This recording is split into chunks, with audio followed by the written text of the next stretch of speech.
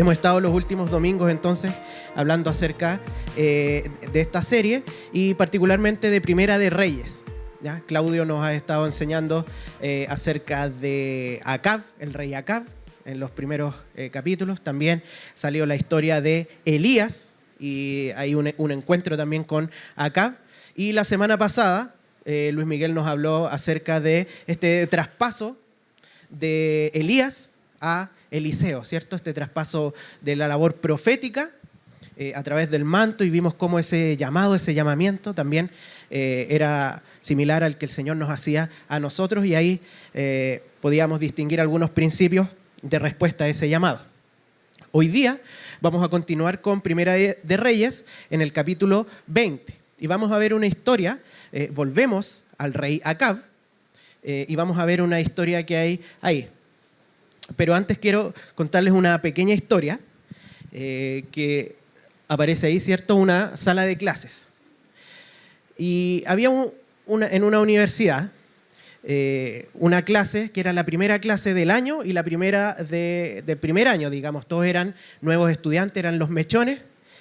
Y el profesor, como buen profesor, se pone a decir, bueno, estos van a ser los contenidos de este año.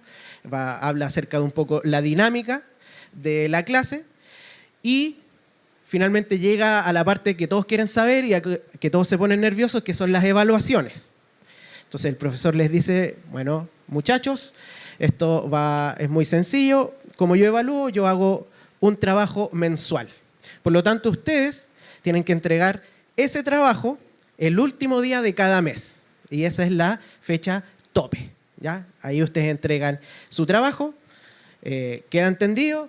Sí, querido profesor, responden todos unánimemente.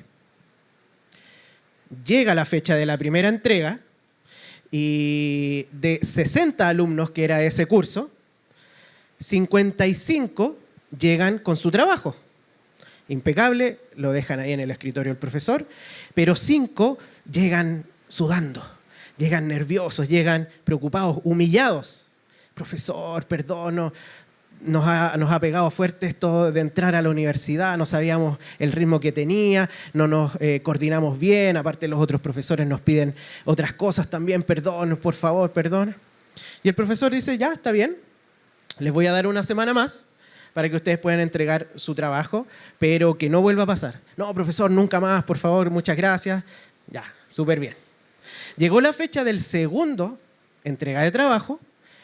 Y ahora de los 60, 50 llegaron con el trabajo y 10 no traían el trabajo. Y llegan un poco ahí acongojados y dicen, profesor, perdón, es que se juntaron con las otras pruebas, qué sé yo, el perro me comió el trabajo, se me derramó el café arriba, todas esas excusas que son buenas.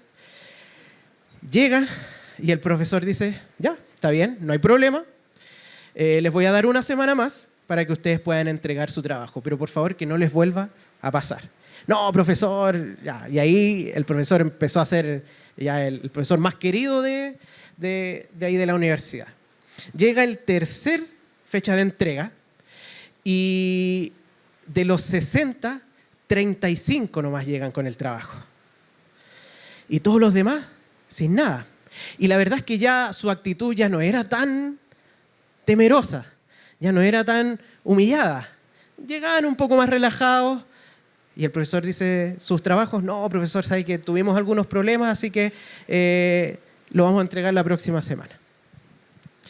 Y el profesor les dice, no hay más plazo, así que todos ustedes tienen un 1. Un 1 en el trabajo y chuta. Y el profe dice eso, saca su lapicito rojo, empieza ahí y se empiezan a escuchar los murmullos. Escuchaba el profesor y de repente empiezan más fuerte y decía, pero profesor, por favor, una oportunidad y toda la cuestión y bla, bla, bla, hasta que uno más fuerte se para y dice, profesor, esto no es justo. Y el profesor se detiene y le dice, ¿tú dices que esto no es justo? ¿Tú quieres que yo te trate con justicia? Entonces te voy a colocar 2 unos más por tus otros trabajos que entregaste fuera de plazo.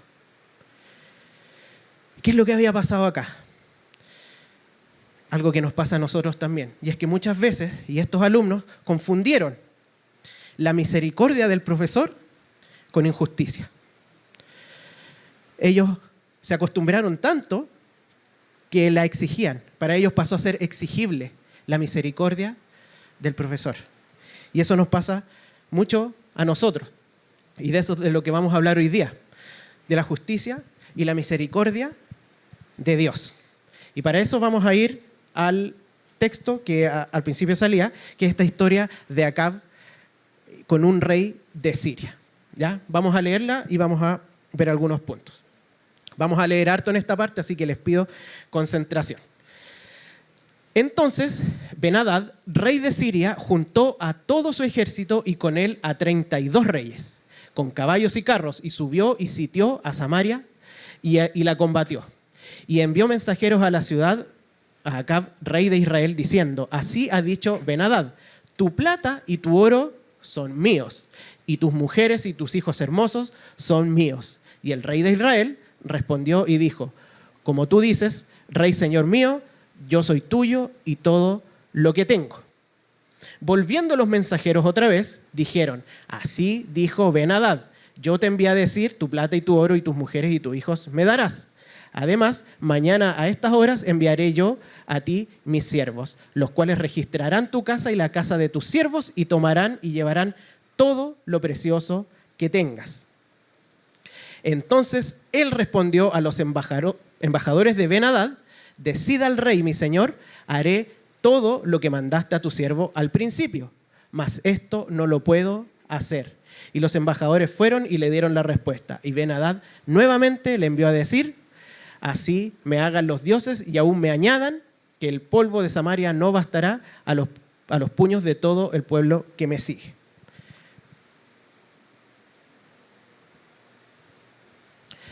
¿Qué es lo que está pasando acá? Tenemos a Acab, ¿cierto? Que es un rey que ya habíamos visto en este libro de Primera de Reyes.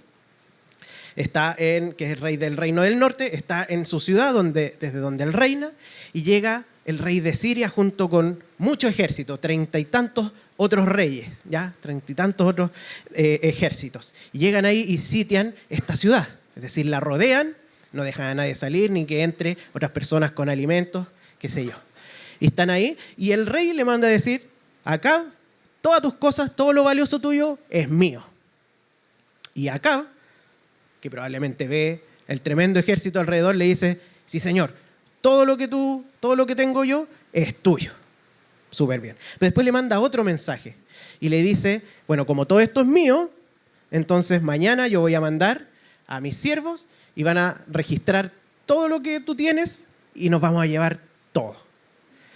A lo que Acab no accede, ¿cierto? Le dice: no puedo acceder a esto, y queda ahí. ¿Cuál era el tema acá? Que a veces parecía más o menos lo mismo. En el fondo, lo que el rey de Siria estaba haciendo era elegantemente decirle que iba a saquear todo su palacio y toda su ciudad probablemente, ¿ya? Por eso que Acab dice: no, yo te puedo entregar ciertas cosas, pero no puedo dejar que tú entres y saques todo. ¿Y qué es lo que dice Ben-Hadad en esta última frase, que es un poco extraña? Así me hagan los dioses y aún me añadan, que el polvo de Samaria no bastará a los puños de todo el pueblo que me sigue. Esto básicamente quiere decir que los vamos a hacer pebre, ¿ya? Vamos a destruir todo, no vamos a dejar nada, porque se enojó, ¿sí? No lo dejó entrar. Probablemente el rey de Siria estaba presionando, porque lo que quería finalmente era destruir Israel y sacar todo lo que había ahí. Ahora, antes de continuar, es importante recordar algo que Claudio nos habló, que es: ¿quién es este rey Acab? Porque vemos el pueblo de Dios, ¿cierto? Alguien que lo asedia y uno puede decir: bueno, el Señor se va a encargar. Pero vamos a ver quién era el rey Acab, o recordar. El rey Acab era un rey malo, pero era malo, malo, malo. No era más o menos malo, era entero malo, ¿ya? Vamos a releer en el capítulo 16, Primera de Reyes, dice: y reinó Acab, hijo de Omri, sobre Israel en Samaria 22 años. Y Acab, hijo de Omri, hizo lo malo ante los ojos de Jehová. Hasta aquí no hay mucha novedad, porque todos los reyes de Israel hacían lo malo ante los ojos de Jehová. El punto es que dice, más que todos los que reinaron antes de él. Es decir, hasta este punto, Acab tenía el récord Guinness de la maldad, ¿sí? Hasta este punto, él la llevaba en ser malo. ¿Por qué? Porque le fue ligera cosa andar en los pecados de Jeroboam, hijo de Nabat. Los pecados de Jeroboam, para él los hizo todos y eran algo suavecito, sencillo. Y tomó por mujer a Jezabel, que era un pan de Dios, hija de Ed-Baal, rey de los Sidonios. No era israelita, era una mujer pagana. ¿Y qué es lo que hizo entonces él? Fue y sirvió a Baal y lo adoró. Es decir, se casa con esta mujer y comienza a adorar a otros dioses que no son el Señor. No solo eso, sino que hizo altar a Baal en el templo de Baal que él edificó en Samaria. O sea, hizo un templo para Baal ahí en Israel mismo.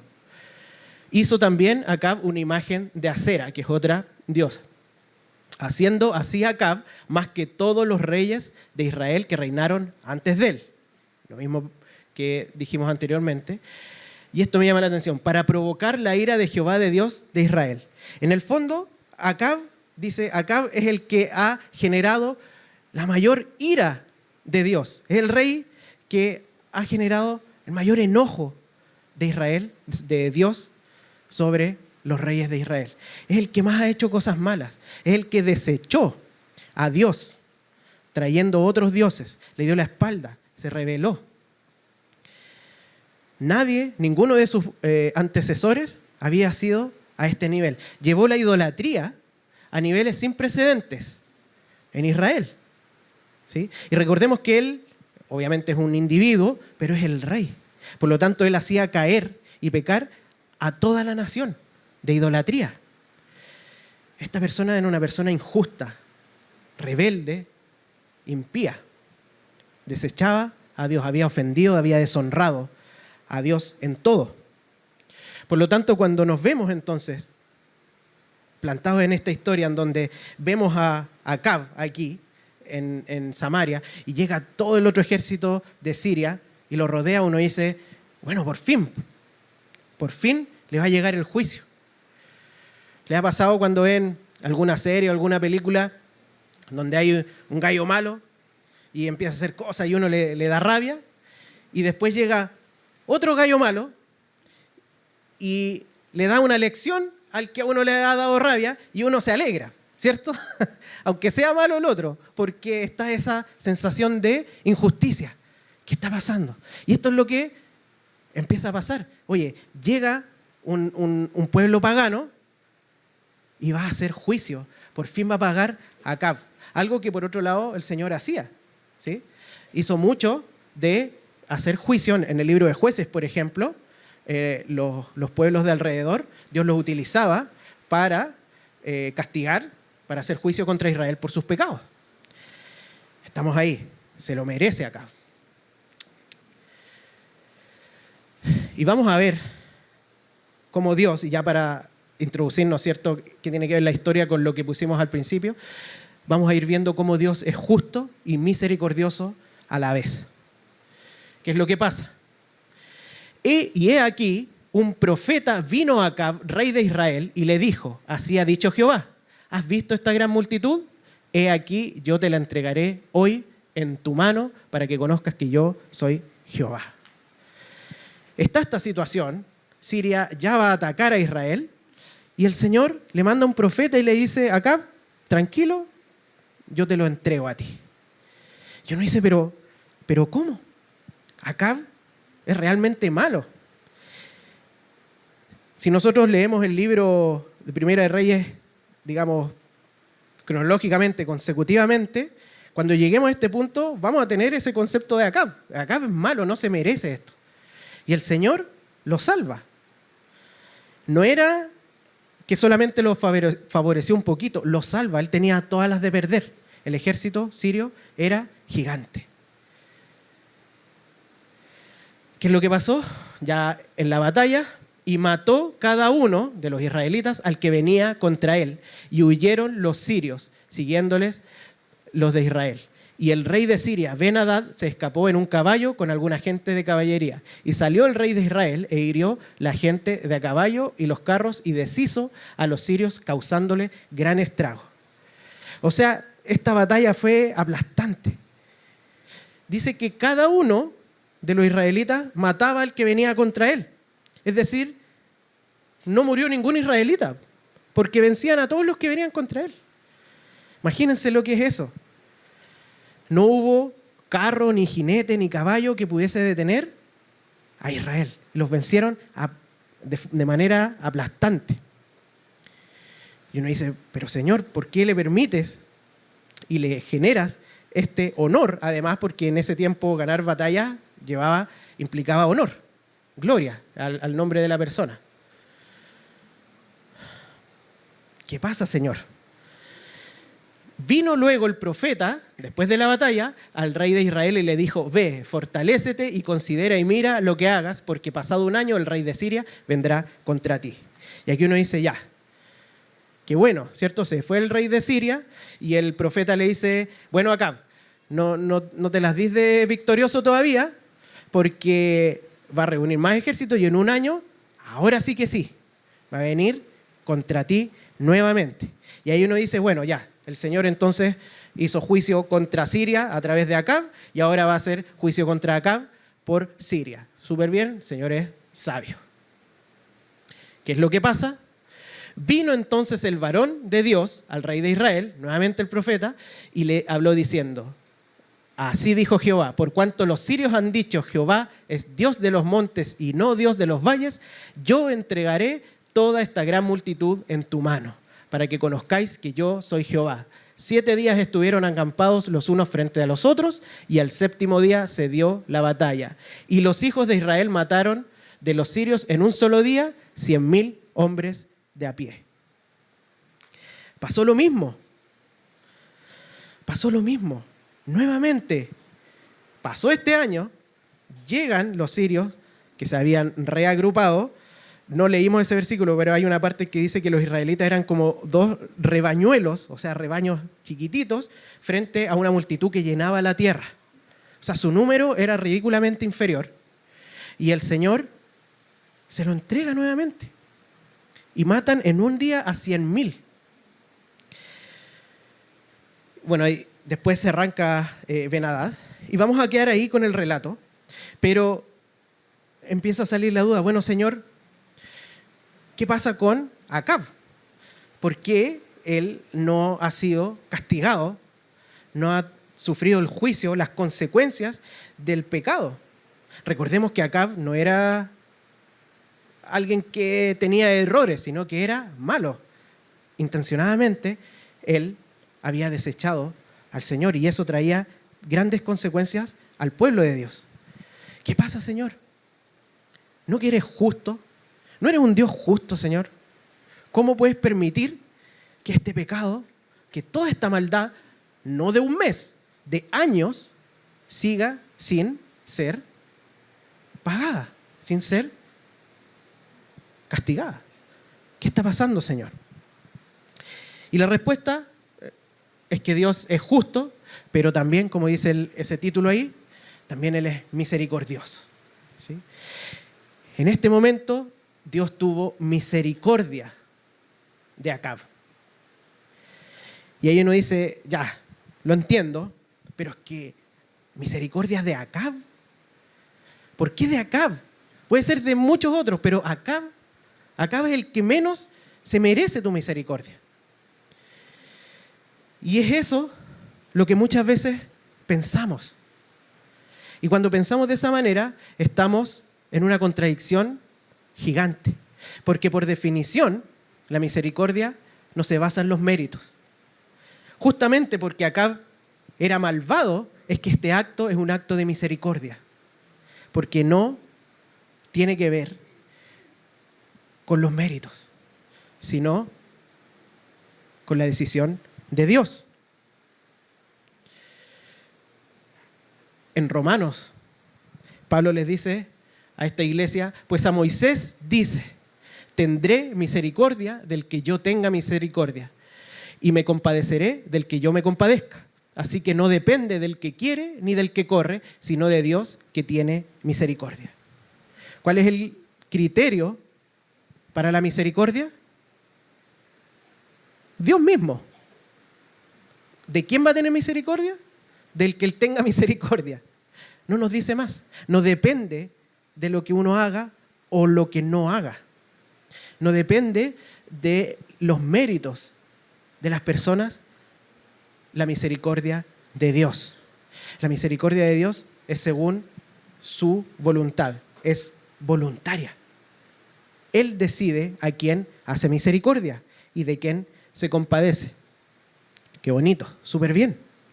El problema es que muchas veces esto nos molesta, porque ahora estamos leyendo una historia que pasó hace muchos años, pero nosotros mismos vemos a muchos acapses por ahí, ¿cierto? En nuestra vida. Vemos personas que no solamente no creen en Cristo, sino personas que blasfeman en contra del nombre de Cristo, en contra del nombre de Dios. Personas que viven vidas totalmente en contra de Dios, idolátricas, envidiosas, malignas. Hay gente que uno ve como intencionadamente hace daño a otras personas. Personas que viven en inmoralidad constante. Y uno ve y no les pasa nada. Y no hay consecuencia de sus pecados. Todo esto que ha pasado en el país, vemos cuánta violencia ha habido, de muchos lados, cuánto abuso ha habido. Y hay una sensación de impunidad, de decir, oye, aquí cualquiera hace algo y listo, y pasa viola. ¿Qué es lo que está pasando? Señor, ¿cómo puedes permitir esto? ¿Cómo puedes permitir, tú siendo justo, que estas cosas por tanto tiempo queden impunes? ¿Cómo puedes permitirlo? Cuando nosotros vemos al resto, generalmente vemos sus méritos y queremos justicia. La pregunta es, ¿lo hago para mí de la misma manera? Señor, quiero que me haga justicia porque me he portado mal. ¿Es esa nuestra oración?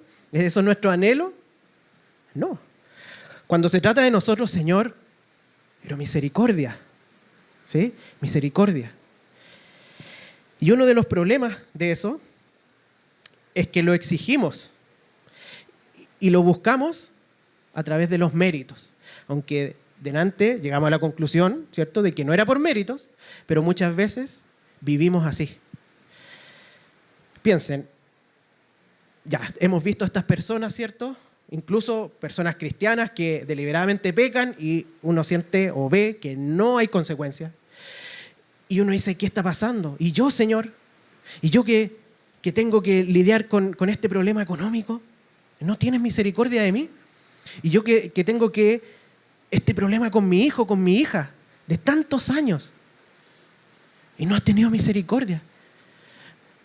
Yo que tengo que luchar con mi depresión, con mi falta de ánimo, con tener que ir a trabajar todos los días este trabajo que me carga.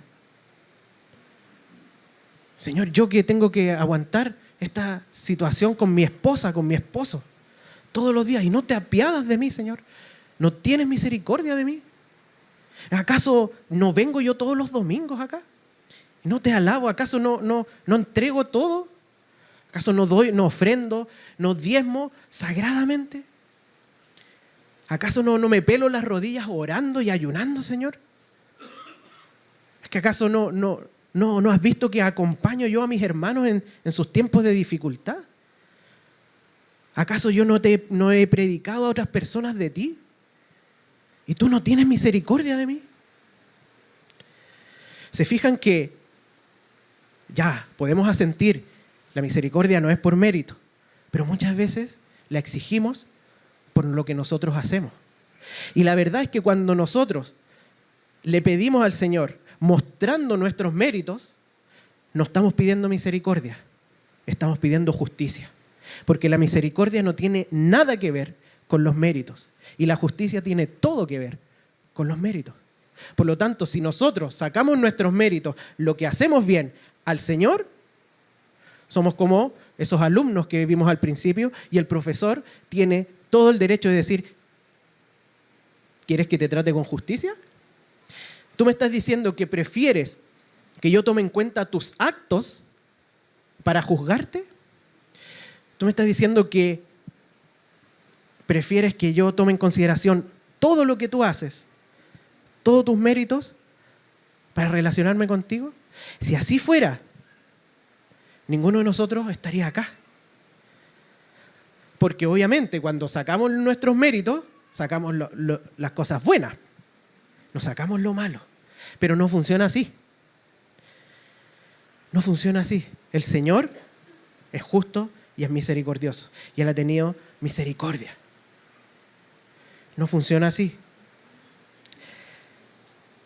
El Señor actuó misericordiosamente con Acab. Ya, lo entendemos. El Señor es misericordioso y actuó misericordiosamente con Acab. Pero, ¿y el pecado de Acab? ¿Dónde queda? ¿Qué pasa? ¿Qué pasa? Porque igual es justo Dios. Entonces no es injusto simplemente que sea misericordioso y que el pecado quede sin pagar. Y para responder a eso es necesario que enfoquemos en la cruz. Ahí está la respuesta. La cruz justa y misericordiosa.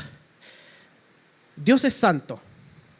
Y su santidad, ¿o qué quiere decir su santidad? Que es todo lo opuesto, o el pecado es todo lo opuesto a Dios. En Él no hay mancha, en Él no hay pecado, en Él no hay oscuridad, en Él no hay maldad. Él es puro, Él es santo. Y esa santidad demanda justicia, y esta justicia podríamos decir que es la santidad llevada a la acción con respecto al pecado. Esta santidad demanda que el pecado sea castigado, porque si a Dios le diera lo mismo el pecado, entonces no sería santo ni justo. Pero Él es santo y justo. A Él no le da lo mismo el pecado. Entonces, ¿cómo puede dejar a Acab impune? ¿Cómo puede dejar a todos estos Acabs que vemos constantemente impune? Si Él es justo. ¿Y esa misericordia no va en contra de la justicia? Y es en la cruz, entonces, en donde entendemos, donde confluye perfecta y plenamente la justicia de Dios y la misericordia de Dios. Vemos la justicia. ¿Por qué hay justicia? Porque efectivamente hay un juicio sobre el pecado. Se paga el pecado. No queda impune. Hay un acto de castigar el pecado. El tema es que, ¿quién recibe ese castigo? Es Cristo. Él recibe ese castigo. Pero se recibe. No queda impune el pecado. El pecado fue pagado ahí. Se hizo juicio ahí de ese pecado. ¿Y cuál es la misericordia? Justamente que no tuvimos nosotros que pagar ese pecado. No se nos pagó a nosotros conforme a lo que deberíamos haber pagado. Eso lo pagó Cristo. ¿Sí? Entonces, se fijan cómo en la cruz está plenamente la justicia de Dios y está plenamente la misericordia de Dios. En un solo evento, en el sacrificio de Cristo. Tito nos dice, nos salvó no por obras de justicia que nosotros hubiéramos hecho, sino por su misericordia. Él nos salvó por su misericordia. Pero Él, al salvarnos por misericordia, no dejó de ser justo. Y al ser justo, no dejó de hacer misericordia. Solo el Señor puede hacerlo de esa manera. El entender esto nos lleva a elevar la mirada y a decir, bueno, en estos tiempos donde estoy sufriendo, donde tengo que enfrentar todo esto que hablamos anteriormente, y decimos, y sentimos, percibimos, tenemos la sensación de que el Señor no tiene misericordia de mí. La verdad es que si miramos a la cruz podemos decir, el Señor ha tenido tremenda misericordia de mí. tremenda misericordia, porque no me ha pagado y no me va a pagar conforme a mis pecados. ¿Y qué pasa con el resto? En esta misma cruz tenemos esa respuesta, volviendo a Acab. Esta misericordia no es para todos, es para los que creen en Él, porque esta misericordia es por medio de la fe, por gracia. Hay que creer en Cristo, ¿sí? Y eso también es misericordia, que podamos creer en Él. Entonces, el que cree en Cristo recibe esta misericordia, y el que no cree recibe justicia. ¿Se fijan cómo Dios actúa con justicia y actúa con misericordia? Pero nunca actúa con injusticia. Actúa con justicia y con misericordia, pero nunca con injusticia. El pecado de nosotros ha sido pagado por Cristo en la cruz. Y el pecado de los que no creen va a ser pagado cuando Cristo venga y haga un juicio. Y en ese juicio también vamos a estar nosotros, pero se nos va a evaluar en términos salvíficos por los méritos de Cristo, no por los de nosotros. Y eso es lo maravilloso. Ahora, ¿esto quiere decir que solamente hemos recibido esa única misericordia y nada más? No, el Señor nos llena de misericordias todos y cada uno de nuestros días. Solo que por nuestro pecado y por nuestro egocentrismo, muchas veces nos enfocamos solo en aquellas cosas que no nos gustan. Y le decimos, Señor, ¿por qué no tienes misericordia de mí? Señor, ¿por qué no me sacas de esto? Y muchas veces no valoramos este sacrificio que es la muestra de su misericordia más grande, pero también cada una de las cosas que el Señor nos da por misericordia, porque recordemos que no merecemos nada.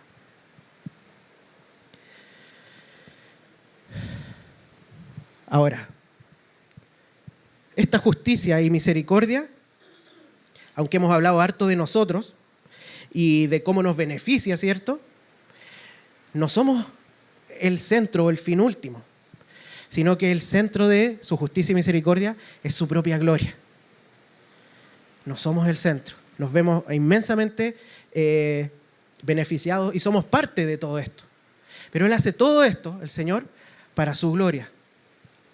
Vamos a releer un par de versículos que vimos, que son las 2 veces que el profeta le dice a Acab que va a ganar la batalla. Dice, y aquí un profeta vino a Acab, rey de Israel, y le dijo, así ha dicho Jehová, ¿has visto esta gran multitud? He aquí, yo te la entregaré hoy en tu mano. ¿Para qué? ¿Para que el nombre de Acab sea conocido? No, para que conozcas que yo soy Jehová. Ese era el propósito. Acab no era estos hijos regalones que a veces pasa, ¿cierto? Que son los hijos los más malos y son los más regalones, ¿sí? No estamos hablando de esto. No es que Dios tenga una preferencia, porque no. El propósito de Jehová era hacer conocido, en este caso, para Acab, que Él es Dios, que la batalla la ganó Él, que Él es el misericordioso. Vino entonces el varón de Dios al rey de Israel y le habló diciendo, así dijo Jehová, por cuanto los sirios han dicho, Jehová es Dios de los montes y no de los valles, yo entregaré toda esta gran multitud en tu mano. ¿Para qué? Nuevamente, para que conozcáis que yo soy Jehová. Las 2 veces que le habla de esto, las 2 veces le dice el mismo propósito, que es hacer conocido en él, en este caso, su nombre.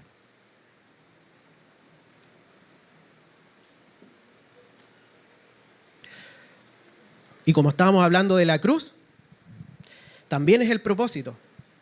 Cuando Cristo muere, resucita y va a donde sus discípulos y les dice, ya chiquillos, ahora que ustedes saben la verdad, ya saben que resucité, ahora vamos a hacer una secta oculta, mística, y nadie va a poder saber lo que pasó acá. ¿Les dice eso? ¿Qué es lo que les dice? Vayan a todas las naciones y anuncien esto, hagan conocido mi nombre, hagan conocido que fuera de Cristo no hay quien salve. Vayan y hagan discípulos a todas las naciones y bautícelos en el nombre de ¿quién? Del Padre y del Hijo y del Espíritu Santo, del Dios de la Trinidad. Es el propósito, que sea expandido. Por lo tanto, ¿por qué? Porque esa es la misión de Dios, su propia gloria. Que su nombre sea exaltado en toda la tierra, que su nombre sea conocido en toda la tierra.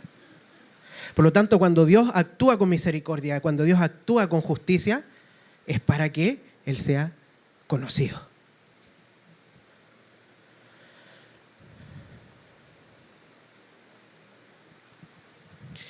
Y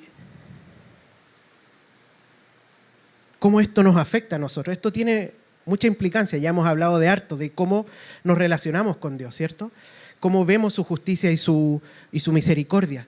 Cómo, en el fondo, no podemos exigirle su misericordia. Ahora somos súper bendecidos porque tenemos una relación de hijo-padre, ¿cierto? Y Él nos bendice. Y todos los días recibimos misericordias de Él. Pero es importante, ¿cierto?, no confundir la misericordia o la falta de misericordia con la injusticia. Porque el Señor es justo y es misericordioso. Y aquí yo puse 4 puntos en las que tienen que ver un poco más con las relaciones horizontales. ¿Cómo nos relacionamos? ¿Qué tiene que ver esto? Porque vimos cómo los atributos, el carácter de Dios, Él es justo y Él es misericordioso. Vemos en la cruz, en la muerte de Cristo, cómo ahí se conjuga la justicia y la misericordia.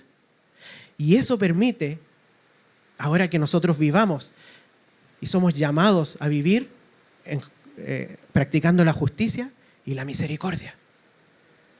En las relaciones interpersonales. Voy a poner un ejemplo quizás pequeño, burdo quizás, pero que sirve para ejemplificar. Cuando yo ando manejando, yo me transformo. No, un poquito. Y hay algo que me carga, que es cuando voy en un pseudo taco, ya estamos ahí esperando, ¿cierto?, que avance, y nos falta el que pasa por al lado, por la berma, se sube con 2 ruedas a la vereda, ¿cierto?, y empieza a pasar la fila, y llega justo a donde estoy yo, para que le dé la pasada. Mi tendencia es a decirle, o hacerle así nomás, chao, no, o sea, yo estoy haciendo todo el rato la fila, estoy todo ahí, y este patúo se salta todo y me hace ahí el cambio de luces. No, no puede ser. ¿En qué estoy enfocando ahí? En sus méritos. Y me acuerdo una vez que estaba en esa situación y dije, no le voy a dar la pasada. Y después dije, oye, ¿y si se la doy? Si se la doy por gracia nomás. Porque obviamente no se lo merece porque se saltó todo. Pero si se la doy nomás. Por gracia. Sin pensar, ni siquiera sin pensar, sino que a pesar de sus méritos. Y se la doy nomás. Y se la di. Obviamente esto es un ejemplo muy específico, pero podemos aplicarlo, extrapolarlo a otras situaciones. Y darnos cuenta de cuánto nos enfocamos en los méritos de los demás. Cuánto nos enfocamos en qué tan bien hace algo la otra persona y eso define mi actuar con respecto a ella. El problema es que el Señor no actúa así con nosotros. El problema es que, o la encrucijada que nos lleva a esto, es que el Señor no tomó en cuenta nuestros méritos para tener misericordia. O tomó en cuenta nuestros méritos para tener misericordia. ¿Sí? Y de esa manera llevar o hacer conocido su nombre.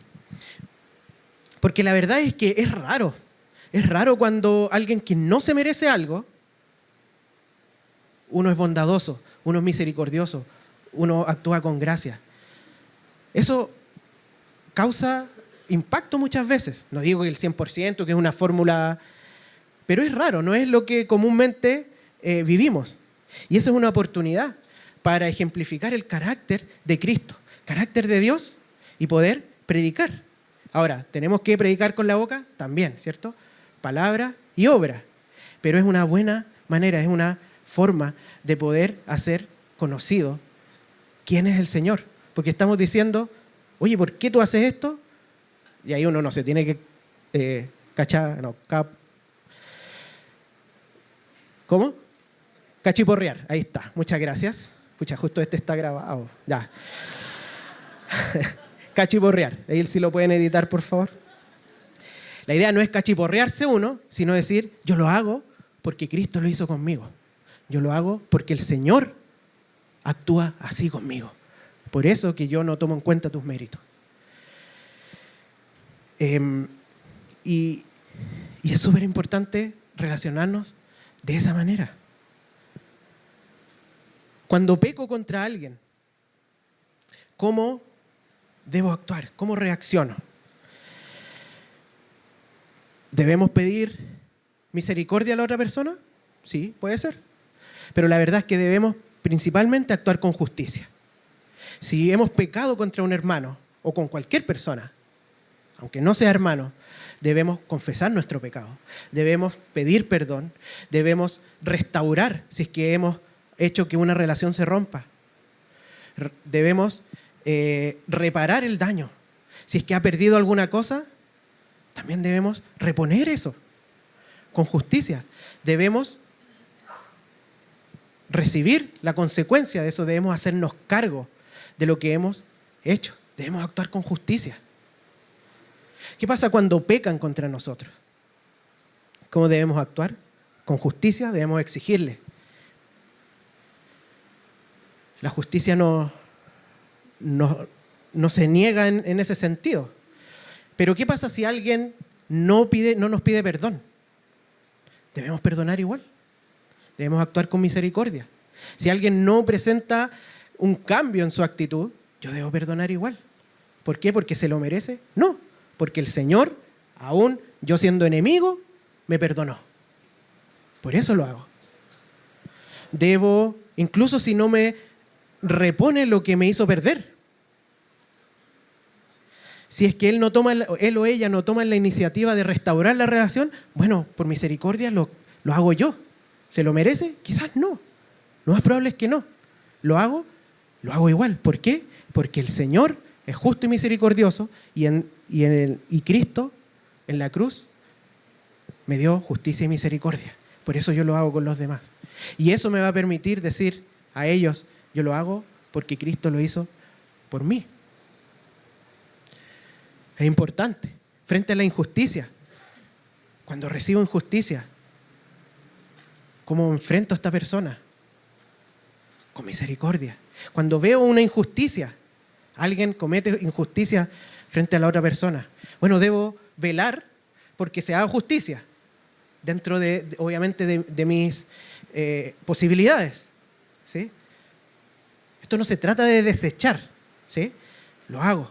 Pero también, por ejemplo, si hay una injusticia y una persona perdió algo, yo, por misericordia, podría yo restaurarlo, por ejemplo.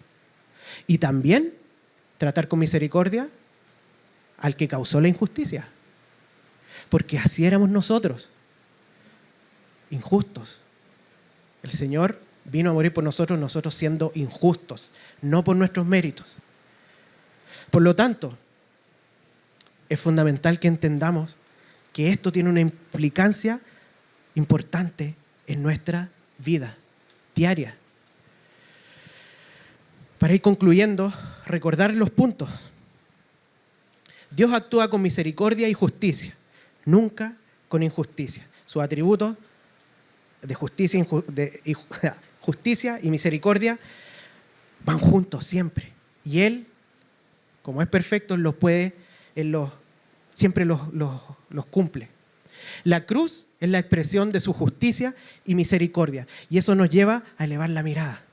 Porque cuando estamos pensando, sintiendo, teniendo esa sensación de que el Señor es injusto, miramos la cruz y decimos, el Señor es misericordioso y es justo con nosotros. Y además nos llena de misericordias todos los días. Y eso que no es algo que solo pasó atrás, en el pasado, sino que esa cruz nos apunta hacia adelante y decir, la mayor misericordia es que yo, cuando llegue ese día, no voy a tener que pagar por mis pecados, sino que voy a estar con Cristo, con Él para siempre.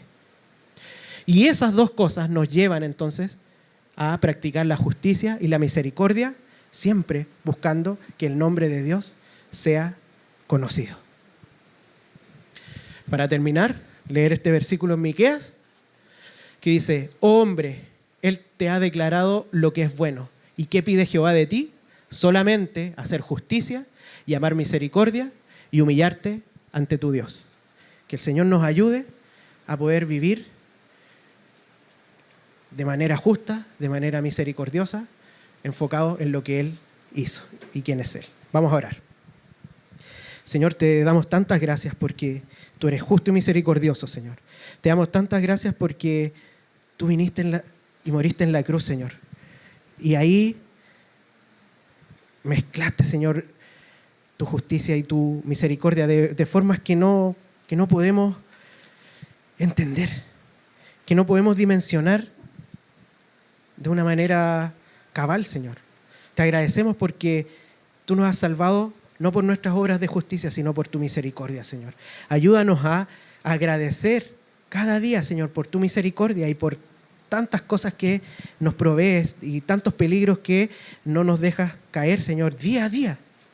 Y ayúdanos a que ese asombro nos lleve a vivir vidas que hagan conocido tu nombre, practicando la justicia y la misericordia, Señor. Te agradecemos por esto y lo pedimos en el nombre de Jesús. Amén.